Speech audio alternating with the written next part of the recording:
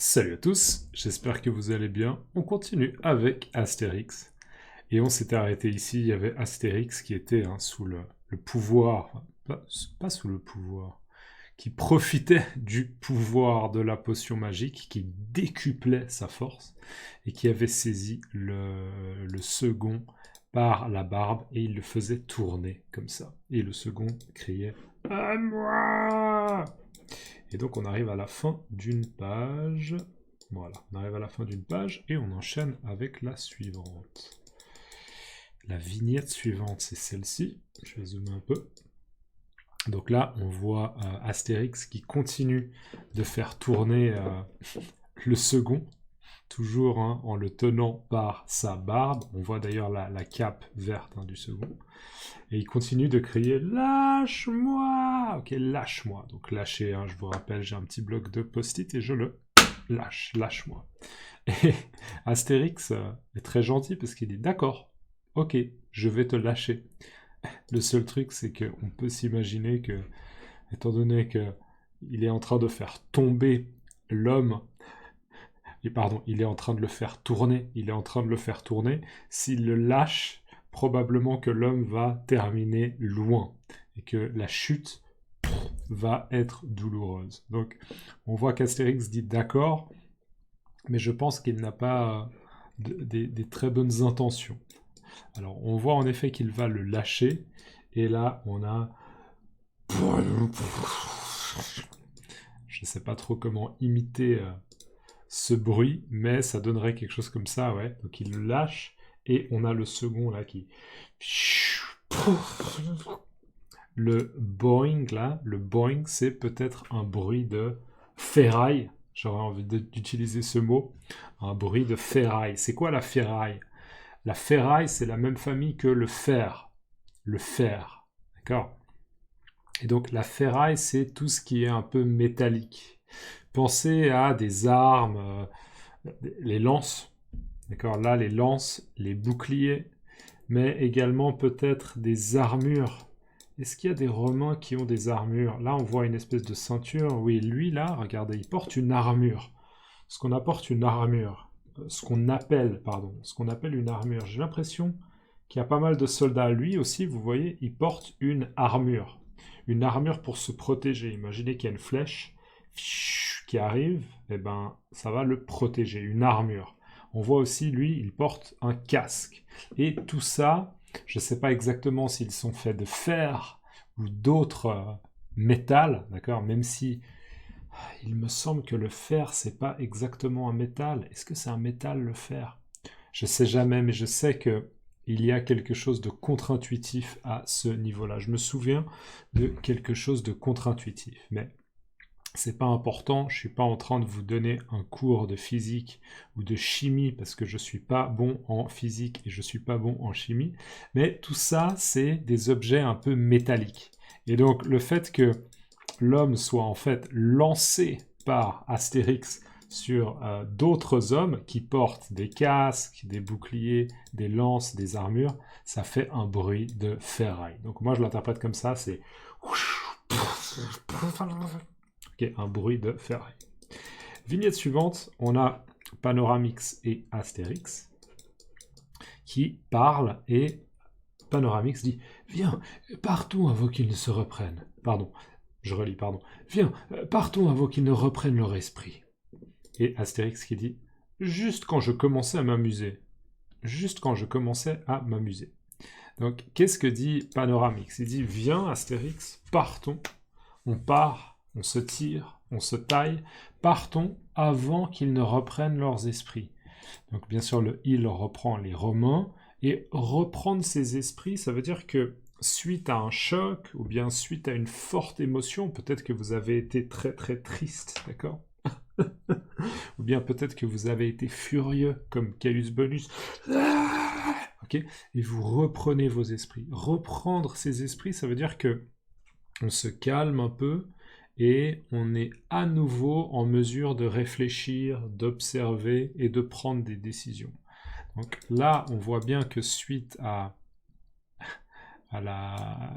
suite au fait que Astérix ait lancé le second, il y a un peu un chaos là, d'accord? C'est le chaos.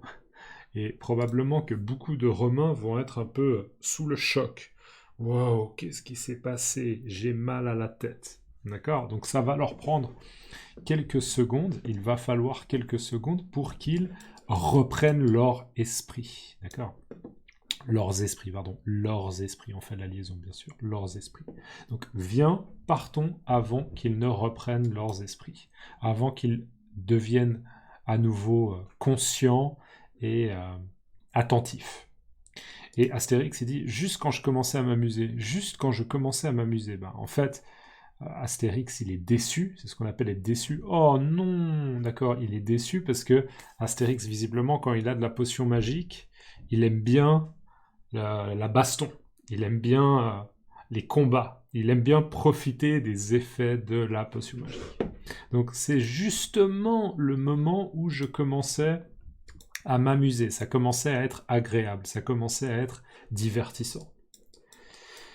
Alors, vignette suivante, là on voit Astérix et Panoramix qui se dirigent visiblement vers la sortie, ou en tout cas une des sorties du camp romain. Et là, on a un garde, on le reconnaît, hein, il a aussi une lance, il porte un casque, il porte un bouclier, et en fait, il a une grosse barbe. Naturellement, parce qu'on se souvient que tous les Romains ont bu de la potion poison, en fait, pas le contrepoison, hein, pas le contrepoison, mais le poison, la potion capillaire, d'accord, révision du mot capillaire, et du coup, en effet, il a une barbe, ce qui n'est pas habituel pour des Romains en général. Donc on voit que Astérix et Panoramix se dirigent vers la sortie.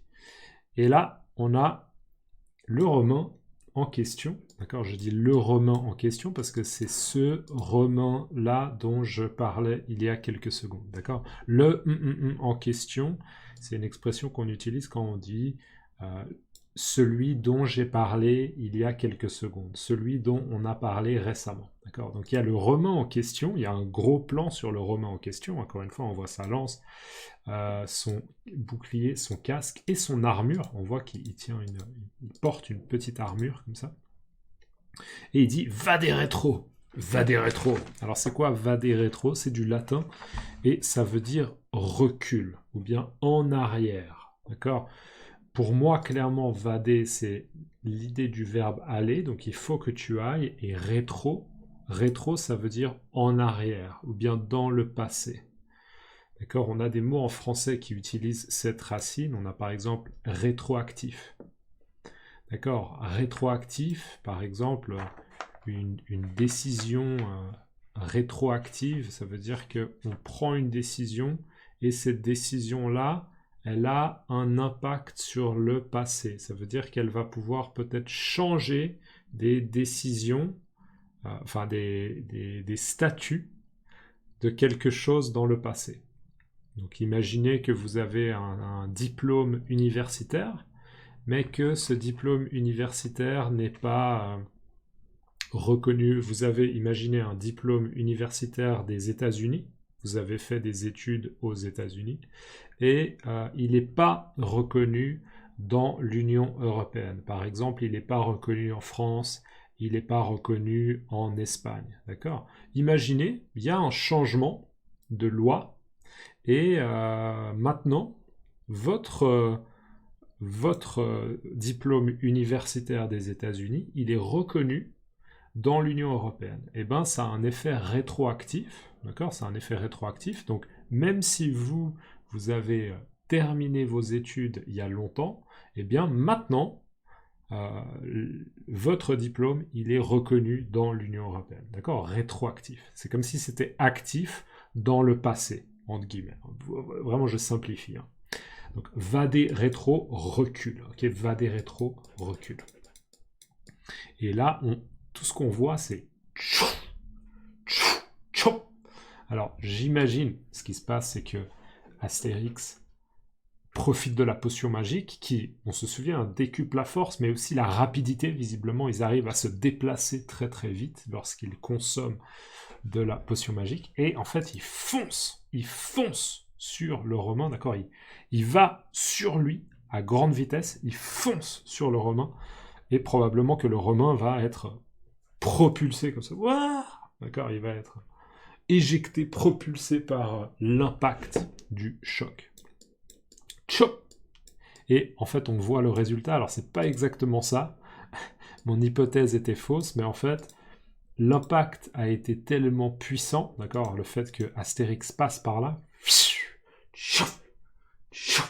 ça a été tellement puissant qu'on voit que le bouclier a été complètement déformé. D'accord, il a été complètement déformé. Avant, il était plat. Enfin, il était plat. Il était légèrement courbé, mais il avait une forme normale pour un bouclier, légèrement courbé, comme ça. Et là, on le voit, hein, il est complètement déformé. On pourrait dire il est complètement cabossé. Il y a des trous, il y a des déformations comme ça, d'accord, il est vraiment cassé, il est tordu. Et on voit également que l'impact a été tellement puissant que le Romain a perdu sa barbe et a perdu ses cheveux. D'accord. Donc assez impressionnant l'effet de la potion magique. On voit aussi, hein, ses chaussures sont en train de tomber. D'accord. Les lacets ont été défaits. C'est pas vraiment des lacets, mais les chaussures ne tiennent plus et la lance est cassée. La lance est cassée. Voilà. Et là, on a Astérix et Panoramix qui continuent, hein, leur fuite, mais ils se rendent compte que des Romains, des tas de Romains, d'accord, donc Panoramix là se rend compte qu'il y a en fait, on pourrait dire des renforts, hein, c'est-à-dire des soldats en plus qui sont là pour soutenir ceux qui sont là, des soldats en plus qui sont là en plus pour renforcer la protection de ce camp romain. Donc peut-être, hein, c'est une hypothèse, il faut croire, peut-être que Caius Bonus a dit attention, on a deux Gaulois qui sont dangereux et du coup on veut avoir des renforts, on veut avoir encore plus de soldats romains pour protéger le camp romain dans le cas où les deux Gaulois essayent de s'enfuir. Donc Panoramix qui dit des Romains et Astérix, des tas de Romains. Je vous rappelle, des tas de... ça veut dire une grande quantité de. Donc en effet, on voit une grande quantité de Romains. Vignette suivante. Voilà. Là, on a un gros plan sur Panoramix qui dit « Il en vient également par là. Il en vient également par là. » Et Astérix qui dit « Et par là. Le camp est encerclé. » Donc Panoramix, il dit « Il en vient également par là. » Là, le « en », il reprend vraiment les Romains. D'accord? Donc des Romains, on peut en voir également, on peut en voir aussi par là. Donc il faut croire que par rapport à ici, vous voyez, Panoramix regardait d'abord dans cette direction, et après peut-être qu'il a regardé dans cette direction, sur sa droite, et que là, il y a également des Romains. Peut-être que Astérix regarde après à gauche, d'accord, pas devant lui là, mais à gauche, et qu'il y a aussi des Romains. Donc ils sont vraiment encerclés. Je vous rappelle, un cercle, c'est ça. Et donc si on est encerclé, ça veut dire qu'on a quelqu'un ou quelque chose partout autour de nous. On est encerclé, être encerclé. Donc il en vient également par là. Des Romains, je peux en voir aussi par là. Et Astérix, il dit et par là. Donc là aussi. Donc peut-être que pour lui c'est à droite et pour lui c'est à gauche. D'accord, il y en a aussi à gauche. Des Romains, il y en a aussi à gauche. Le camp, le village romain est complètement encerclé. Il y a des Romains tout autour du camp. Donc situation très très compliquée pour Panoramix et Astérix. Dites-moi dans les commentaires, mettez-moi le mot s'il vous plaît encerclé, vous mettez le mot encerclé, et dites-moi dans votre langue maternelle comment on dit encerclé. Ça m'aide beaucoup si vous pouvez vraiment commencer votre commentaire par le mot français encerclé. Ça m'aide parce que dans ma révision à moi, ça me permet de savoir de quoi on parle. Parce que comme vous savez, je publie très régulièrement des nouvelles vidéos, donc j'arrive pas à me souvenir de tous les mots. Donc mettez-moi s'il vous plaît encerclé et la signification de ce mot dans votre langue maternelle. Ok, merci beaucoup. N'oubliez pas de laisser un like si vous pouvez et on se voit dans la prochaine. Ciao.